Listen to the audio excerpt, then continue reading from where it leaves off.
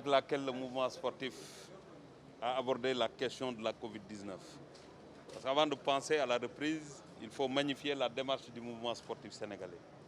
Je rappelle que nous sommes à l'arène nationale. Les premiers à être impactés, c'est les promoteurs de lutte. Et c'est les premiers à avoir contribué pour accompagner l'État à faire face à cette pandémie. Je rappelle que lors de la réunion au Palais, le président Macky Sall avait pris les grandes mesures. Ce même jour, le mouvement sportif était au ministère des Sports pour barrer la route à la pandémie, parce que le maître mot c'était il n'est pas question que le sport soit le couloir de transmission de ce virus.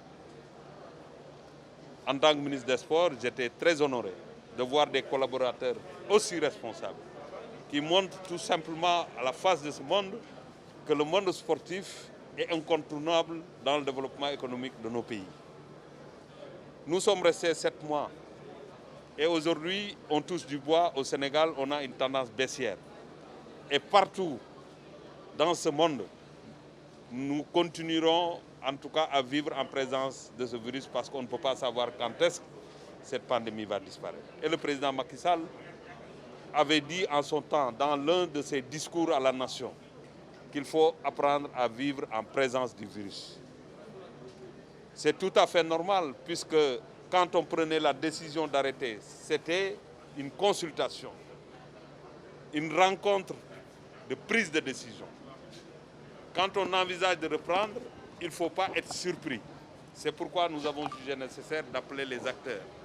les présidents de fédérations et groupements sportifs, les partenaires, le ministère de la Santé, le ministère de l'Intérieur, la presse sportive, tous les acteurs, pour que cette journée soit une journée de réflexion et de proposition. Et quand on aura fini, les grandes décisions seront prises, mais je peux vous assurer que nous allons vers la reprise des activités sportives parce qu'en réalité, nous avons bon espoir. Le Sénégal qui est classé deuxième dans la prise en charge de cette question qui est extrêmement difficile, nous pouvons espérer qu'avec les gestes barrières, avec certaines mesures, nous devons pouvoir faire face et recommencer nos activités. Mais tout en respectant les gestes barrières. Ce n'est pas une question de remplir l'arène nationale. Ce n'est pas une question de remplir un stade. Mais c'est une question de reprise des activités sportives parce que nous abordons les compétitions internationales. Et dans le discours du comité olympique, dans le discours que j'ai donné tout à l'heure, nous avons fait allusion aux compétitions internationales et nous sommes sûrs que ça va être beaucoup plus difficile, beaucoup plus coûteuse. Ça va être en tout cas une chose nouvelle. Et il faut s'adapter à cette nouvelle situation. Et je fais confiance à nos amis présidents et responsables du mouvement sportif. D'excellentes propositions seront mises en tout cas sur la table et nous aurons de fortes conclusions. Et d'ici la fin de la journée, nous pourrons revenir sur ces conclusions. On a une tendance baissière, certes, mais aujourd'hui, le virus est toujours là. Quelles sont les mesures d'accompagnement pour la réouverture des salles du sport en général? Ce qui est nouveau, c'est l'ouverture et la reprise des compétitions. Mais ce qui est constant, c'est le respect strict des gestes barrières. Il faut mettre des masques, il faut la distanciation physique, il faut le lavage des mains systématique. Il faut faire de sorte qu'il n'y ait pas de mobilisation inintelligente, comme on peut le dire. On ne peut pas venir mettre 14 000 personnes ici au niveau de l'arène nationale. Mais je pense que si on respecte la distance, si on met le masque, si on fait les tests avant les compétitions, c'est des mesures, parce que le Sénégal n'est pas à part. Le Sénégal est dans le dispositif mondial. Il y a des compétitions qui se passent ailleurs. Nous devons nous donner les moyens de faire la même chose et de faire plus pour protéger nos acteurs. Mais monsieur le ministre, cela veut dire que si on joue les rencontres, ce sera à huis clos comme dans les championnats. Mais vous voulez que j'anticipe sur la réflexion et la proposition. Ça ne serait pas cohérent. Le reste sera fait par le groupe et ensemble avec les ministères sectoriels qui sont dans l'organisation des compétitions sportives. Nous prendrons les mesures qu'il faut et nous déclarerons ce qui a été conclu avec nos amis sportifs. 2 mois, voilà, monsieur le ministre. Est-ce que vous avez une journée de waaw dañu sant bu baax balaa ñuy yegg ci reprendre sant bu baax mouvement sportif parce que tey dañu daje ak 59 fédération groupement sportif mooy ñi nga xamante ñoo yore tàggat yaram ci réew mi waaye tey daje bi balaa muy am dafa am lu ko jiitu li ko jiitu mooy bi mbas mi amee sportif yi nga xamante ñoo waroon a ne am jiixi jaaxa am taxawaay bu jaaxal sax autorités yi ne dañuy continuer activités yi dañu lànk ne duñu nangu corona gi jaar ci monde tàggat yaram pour tas ci réew mi loolu nag ku am fulla ku bëgg réewam moom mooy jël décision bu mel noonu président yi loolu la ñu def taxaw ne dañuy gunge état bi ci xeex bi dem ci sensibilisation bi ñu ci jógee dañu dem dajale seen i koppar dajale seen i gel nee naa fi ñu taxaw ci arène nationale bi samedi bi ñu arrêté compétition dimanche am na promoteur bu defoon xaalisam pour tëgg mais fàtte nañ sax koppar yi ñu ci def ngir réew mi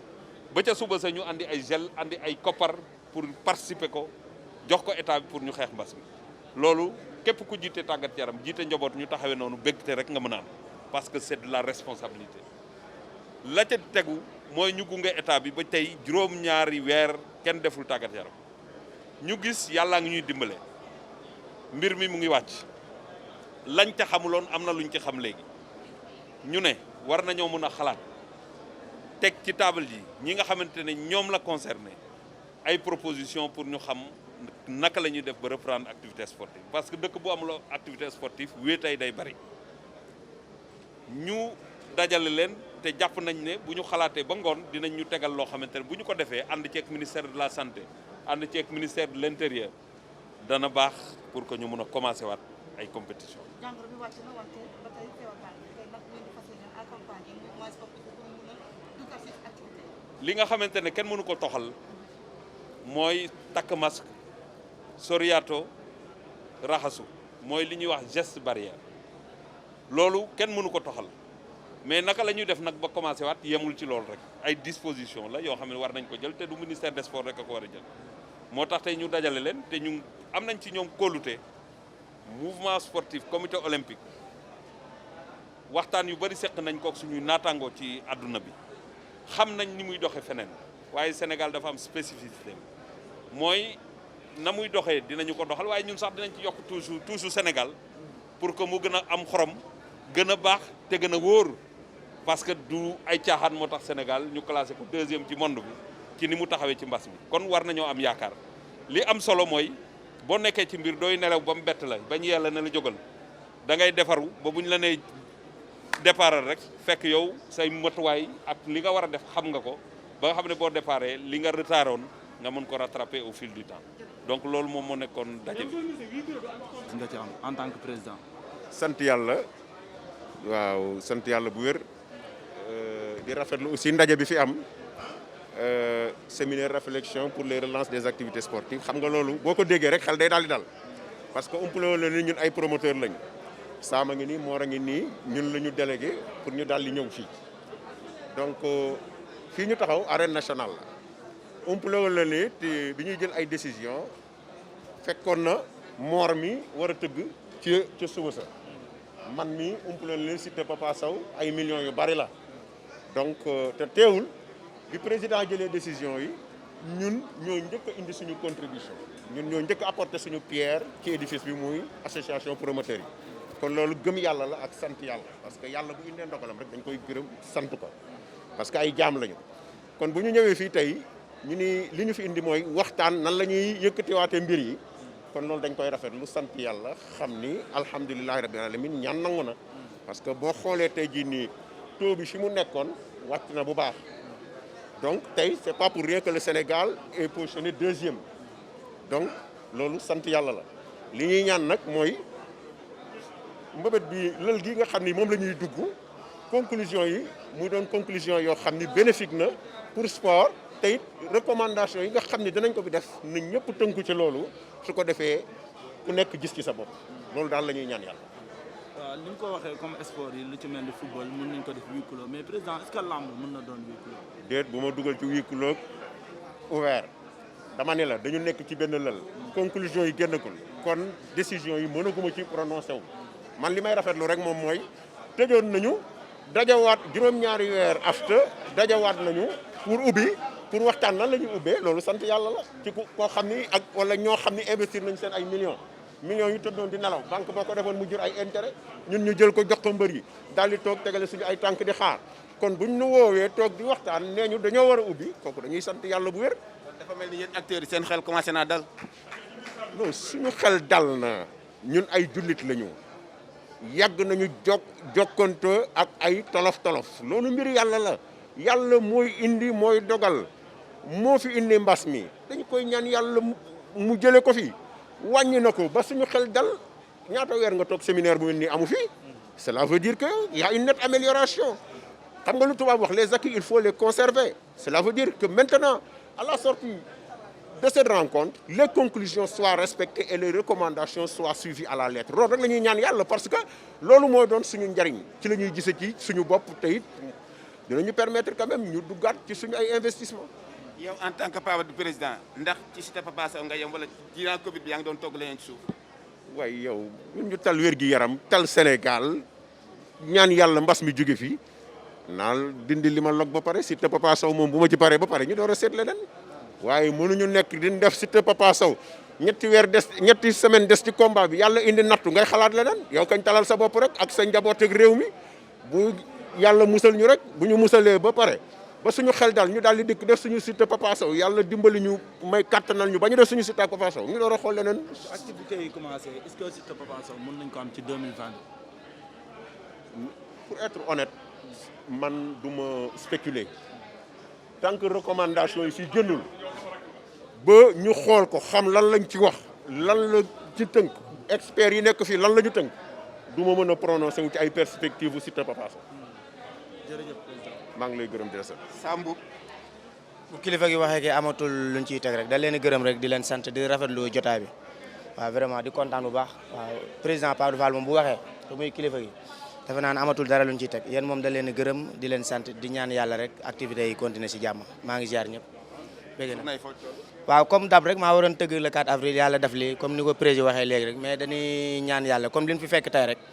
ñu déglu lépp rek xaar bu ñu ubbee activités yi ñun pare nan pour àggali si ay journée ak yeneen sax nag ay ndaw lan ñu ngi si ay liggéey di ko def mais aussi ñu ngi ci làmb ji waaw lii daal dañ koy rafetlu rek waaw ñu ngi xaar journée yu bari si kanam daal waaw ñu ngi rafetlu lépp di leen ziar di leen sant di leen gërëm yéen ñëpp wax dëgg yàlla seen liggéey rafet na ñu ngi kontaan bu baax jërëjëf merci beaucoup. Mor. waaw sant yàlla julli ci yonante bi gërëm suñuy waajur comme ni ko Sam waxee rek bu suñu président waxee ba nag on dara lañ ciy dolli mais xanaa sant yàlla rek ñaan yàlla suñu borom mbas mi jóge fi ñu delluwaat suñu activité ku ne xam na ni mbas mi metti na mais comme ni ko président waxee rek